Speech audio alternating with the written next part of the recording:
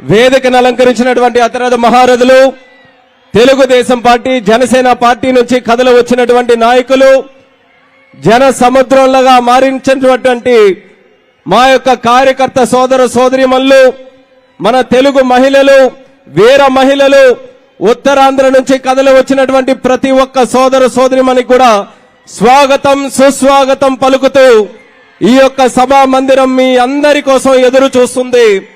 మరి ఈ రోజు మనం జరుపుకుంటున్నటువంటి కార్యక్రమం మన ఉత్తరాంధ్ర ప్రాంతంలో మనం జరిపించుకోవడం మన అందరం చేసుకున్నటువంటి అదృష్టం. ఉద్యమాల పురిటిగడ్డగా ఉన్నటువంటి ఉత్తరాంధ్రలో దేశ రాజకీయ చరిత్రలో ఒక ఘట్టంగా మిగిలిపోయేటటువంటి కార్యక్రమమే ఈ యువగలం నవశకం కార్యక్రమం అనేది మీ అందరికీ కూడా తెలియజేసుకుంటున్నాను. ఎక్కడ మొదలైంది యువగలం?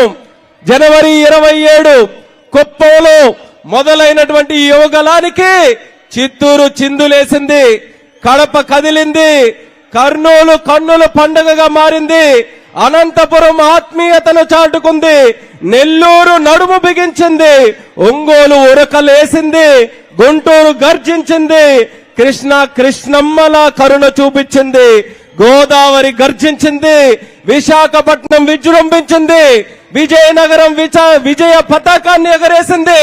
మరి శ్రీకాకుళం శంకారావంతో పూనుకొని ఈ యావత్ ఉత్తరాంధ్ర కూడా ఉత్సాహంతో ఉరుముతో ఉద్యమిస్తూ ముందుకు నడుస్తూ ఎవరు దేనికి వచ్చినా సరే రాబోతున్నటువంటి ఎన్నికలకు జనసేన తెలుగుదేశం పార్టీ కలయిక సిద్ధంగా ఉన్నాం, రండిరా సాయికి అని కథలు వచ్చినటువంటి యువకులు ఈ రోజు ముగింపు కార్యక్రమం కాదు, ఇప్పటి నుంచి ఆరంభమవుతుంది.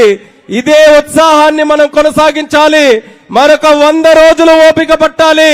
100 రోజులు ఈ యొక్క ఉత్సాహాన్ని మనం కొనసాగిస్తే 100 రోజుల్లో మన తెలుగుదేశం పార్టీ జనసేన ప్రభుత్వం మళ్ళీ మనం అందరం కూడా చూడబోతున్నాం.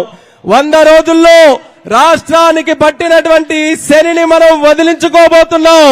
100 రోజుల్లో సైకోని తరిమి కొట్టబోతున్నాం.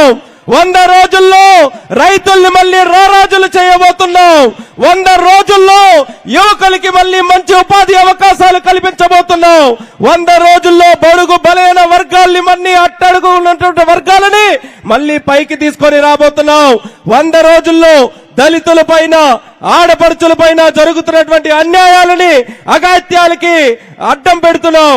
100 రోజుల్లో పోలవరాన్ని పూర్తి చేయడానికి మళ్ళీ శంకారావం పూనుకోబోతున్నాం. 100 రోజుల్లో మనకంటూ ఒక రాజధాని ఉందని గొప్పగా చెప్పుకునే విధంగా అడుగులు వేయబోతున్నాం.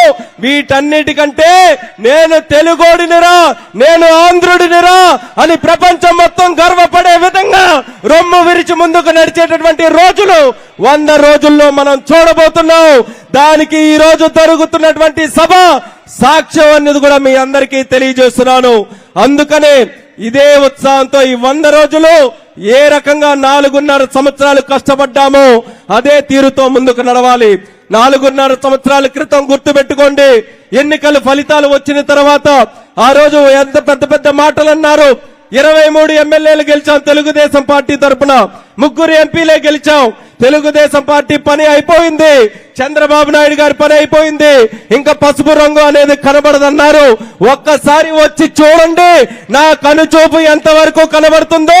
తెలుగుదేశం పార్టీ పసుపు రంగు జనసేన పార్టీ కార్యకర్తలు కనబడుతున్నారంటే 4.5 సంవత్సరాల్లో ఈ ప్రభుత్వం, ఈ దుర్మార్గుడు, ఈ జగన్మోహన్ రెడ్డి మనకి ఎన్ని ఇబ్బందులు పెట్టినా సరే గుండె ధైర్యంతో ముందుకు నడిచాం తప్పితే ఏ ఒక్కరం కూడా వెనకడుగు వెయ్యలేదు.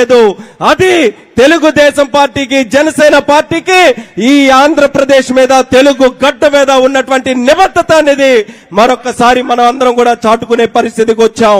ఇదే స్ఫూర్తితో ముందుకు నడుద్దాం.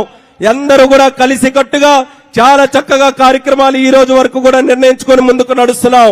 ఇంకా రాబోతున్నటువంటి 100 రోజులు అదే క్రమంలో, అదే క్రమశిక్షణతో ముందుకు నడుస్తూ అనుకున్నటువంటి లక్ష్యాలని దాటుకుంటూ ముందుకు వెళ్లే విధంగా మనం అందరం కూడా నడవాలని మళ్ళీ మీ అందరికీ కూడా తెలియజేసుకుంటున్నాను.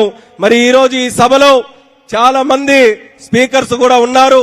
మరి ఎక్కడైనా సరే కొన్ని పొరపాట్లు జరిగితే ముందుగా మరి ఇక్కడికి విచ్చేసినటువంటి వాళ్ళు ఏర్పాట్లు కూడా మీరు చూస్తున్నారు. లక్షల మంది జనాభా కదిలి వచ్చినటువంటి ఈ సభ ఎక్కడ ఏ తప్పులు లోటుపాట్లు పొరపాట్లు లేకుండా జరగాలనంటే ఎవరి తరం కూడా కాదు.